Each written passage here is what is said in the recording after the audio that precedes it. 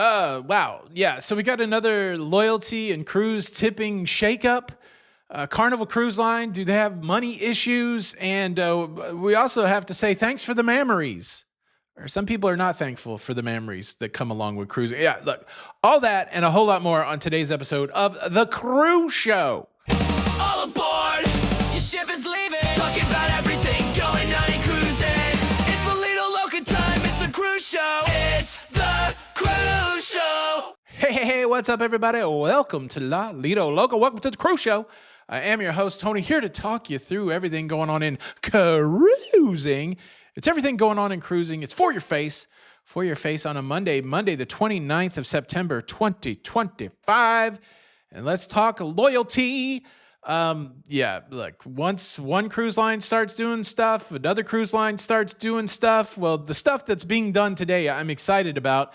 Norwegian Cruise Line Holdings has come out and said that their cruise loyalty will match across all of its cruise lines. So you've got Norwegian Cruise Line, you got Oceania Cruises, and you got Regent Seven Seas. And now if you're, platinum on Norwegian Cruise Line, you're going to be the same thing, even if you've never cruised on Oceania or Regent Seven Seas, or vice versa. If you're at the highest level on Regent Seven Seas, now you can bring that highest level over to Norwegian Cruise Line. This is good news. This is exciting. I wish all of the cruise companies would do this. Of course, MSC will match other cruise lines. Royal has a little in between the brand matching, but Carnival does not. Carnival's got like 9 different cruise brands. So I think this is an exciting announcement.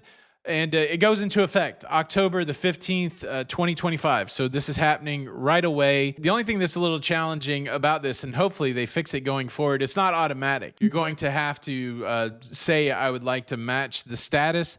The ability to match the status for those cruises that start on October the 15th or later begins today on the 29th. I don't know if it's going to be a form or if you're going to have to call in, but the matching is occurring. And that's pretty exciting. What's not exciting is this next story about cruise tipping, which, I'll get more into it. But first, let me share this. We live in a connected world. We use the internet all the time. And one of the things we willfully do is we consent. We consent to allow people to use the data that we put out there on the internet. A lot of times it's our personal data, addresses, locations, birthdays, that kind of thing. And well, there's a whole big business out there of people buying and selling that data, the data brokers and the data warehouses. The cool thing is, even though we give the consent, we can revoke it. All we have to do is reach out to those people and we can revoke that consent, get our data off of the internet. The challenge is, who are those people? Who are those people? That's why I'm thankful for the sponsor of today's episode, Incogni.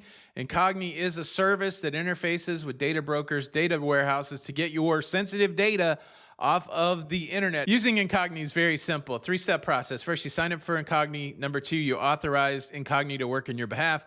Number 3, you sit back as they send out these requests to get your data removed off of the internet. To date, I've had my data taken out of 472 of the hands of data brokers, data warehouses. You can try Incogni for yourself at a discounted rate. If you scan the QR code that's on the screen or click the link in the description, use the code LIDO-LOCA, you can save 60% off of your Incogni subscription. Thank you, Incogni, for sponsoring today's episode. All right, let's talk about a cruise line that broke my heart this week, or actually broke my heart last week while I was cruising on the Carnival Freedom. I don't know, it's been maybe 10, 12 days ago, I put out this video talking about cruise gratuities, talking about particularly why people are more and more removing their cruise gratuities. And one of the highlights of that video, almost right in the middle, I talked about how Virgin Voyages was kind of blazing a trail where they were including the cruise gratuities. They were using that as a selling point, saying, look, the old way of doing gratuities was to have them, the cruise gratuities. We don't do that over here at Virgin. And then we got a big announcement last week where Virgin Voyages completely revamped the way that they are selling cruises. They've introduced a tier system where you got a low tier, a medium tier, and a higher tier. And, in each of those tiers, you get better access, better perks as you pay more going up the tier system, class system. And then one thing that they did that was completely unexpected that really should be the big talking point is now they're going to start charging cruise gratuities. and it's really some of the highest gratuities in the industry. They said in this new tier system, you can pre-book your gratuities, $20 per person per day. Or if you wait until you get onto the cruise ship, you can just allow the cruise line to assign them to you at $22 per person per day. Gosh, I was really hoping that Virgin would be the outlier, that they would lead the way, that they would include the cruise gratuities, and that other cruise lines would follow that. There's got to be some financial reason, some accounting reason that works better for these cruise companies in their profitability and their accounting to supplement the wages of their staff with gratuities opposed to just paying them straight salary or hourly. But yeah, so it makes me sad. It makes me sad that Virgin is making this change, but it is what it is. It is what it is, and the cruise gratuity saga continues to march forward. What do you think about this Virgin announcement? Did anybody track along with it? Any Virgin fans out there? How you feeling about this change? I don't think I like any of the change. I liked it the way it was. I was happy the way it was, but apparently Virgin was not. And I guess since we're talking about changes, let's talk about this. Norwegian Cruise Line has made a change to its included main dining room food procedures. I remember back in 2017 when I first started cruising, I would watch all these videos on YouTube, and almost every commentator at the time, every vlogger at the time would come on and say, one of the coolest things about cruising is that they have, included food at the buffet and included food at the main dining room. And the cool thing about the main dining room is you can get as many food items as you want. If you want 3 entrees, you could get 3 entrees. If you want 3 appetizers, you can get 3 appetizers. If you want 10 desserts, you could get 10 desserts. That's one of the beauties of cruising. And well, that's changed since 2017, where the cruise lines are a little more restrictive as to how much food that you can have included with your nightly meal. And we've seen cruise lines now say, hey, we're going to charge you if you have a 3rd entree. If you want a 4th, we'll give you 2. Carnival, we'll give you 2. But beyond that, we're going to charge you. Well, now Norwegian Cruise Line has announced we ain't giving you 2. We're giving you 1. If you pick the wrong entree for your dinner and now you want a 2nd entree, or if you pick an entree, I'm sure they'll swap it out. Like if you say, hey, I ordered the lasagna, I don't like the lasagna, let me get the steak. Hopefully they're not going to charge you for that. But if you order the lasagna, and I'm assuming if you eat all the lasagna and now you want the steak, $5, now they're going to charge you $5. Changes, of course, the cruise lines say we're trying to control waste. We don't want to waste food. There's people starving all over the world, and we can't just have all you gluttonous cruisers wasting food. And so we're going to, charge you so that you pay for your gluttony, I suppose. But that's I don't. Times they are changing, right? I do a weekly podcast now over on the Cruise Talk Network with my friend Tommy Casabona from the Always Be Booked Cruise podcast. We have a weekly show called Cruise Talk Weekly, and the topic this week was things that have changed in cruising. And we didn't mention this one. We'll have to circle back to it.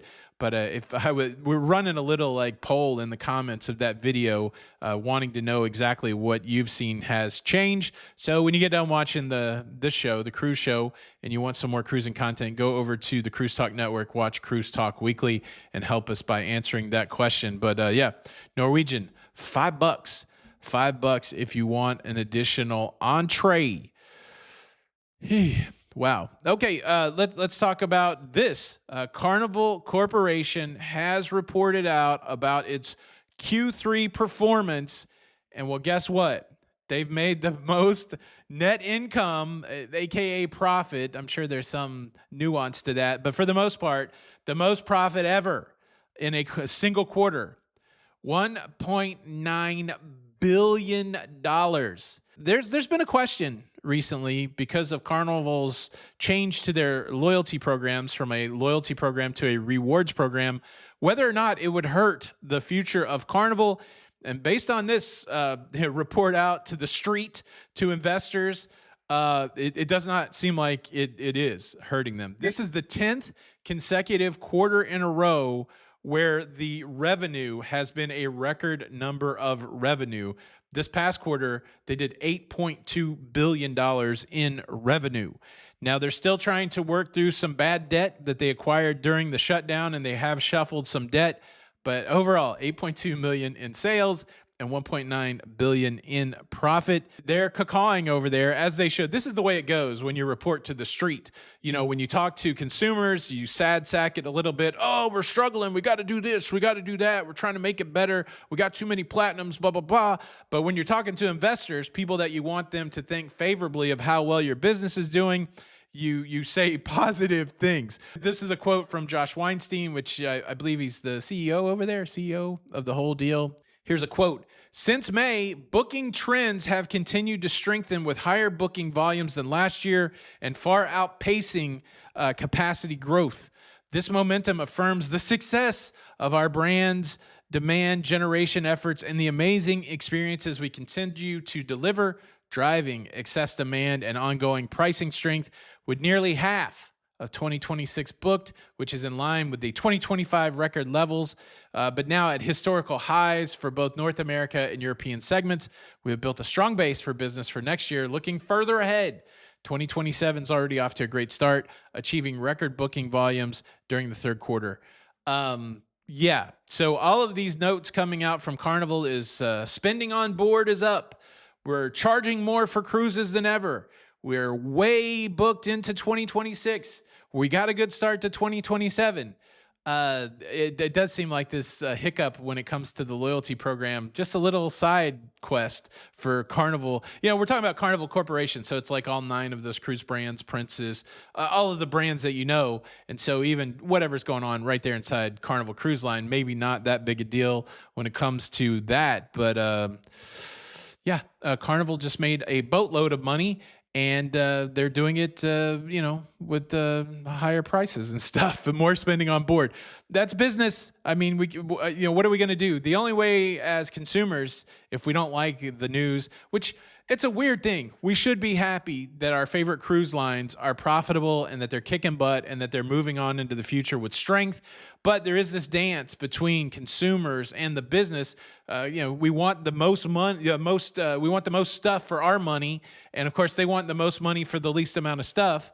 And so while we're happy that Carnival's making a boatload of money, I don't think we need to be happy that we're getting less loyalty and higher prices and all those kind of things. So the only way that we vote is with our wallet. And so if you're discontent with the Carnival brands, there's a lot of other ones to try out there. But at the same time, every cruise line's trying to maximize their profit. That's, I don't know what to say. Congrats, Carnival, on more record-breaking revenue and income. And it's fun to watch this thing going forward. I was going to say thanks for the memories, but this story that I want to share with you now is really more of a story about memories. There is a huge debate going on Reddit about the appropriate way to carry your ship card around on a cruise ship. Now, traditionally, Carnival cruisers, I think I still have my ship card from the last week. So this is my sail and sign card from the Carnival Freedom. And notice there's a hole punched there. That hole is for people who use lanyards, and so prevalent on Carnival are lanyards. That's why they punch the hole. Not all cruise lines punch the hole. And so that's a normal way to carry your cruise card around via lanyard. I don't use a lanyard. I just keep it in my pocket, and I think a lot of people keep it in a pocket or maybe in a small bag or something like that. But what if you don't have any of those things? What if you don't have a lanyard? What if you don't have a pocket? Well, apparently a segment of the cruising population, the female segment of the cruising population, they like to keep this card in their brassiere next to the givers of life that they've been given. And some people find that disgusting, which I don't know. It's an interesting debate. Some people say, who cares, right? Like that part of the anatomy is probably cleaner than your hands. So who cares if the ship card is there? And then there are other people saying, look, I don't want sweat from that region to be on somebody's cruise card. What if I have to touch, who's touching anybody else's cruise card? I don't know who's upset about this. I honestly don't. I can't think of a time that I've been upset about things near that region of anatomy. But what do you think? Is it time to make a big stank about the memories? Thanks for the memories. That's always been my sentiment. All right, that's everything going on in cruising.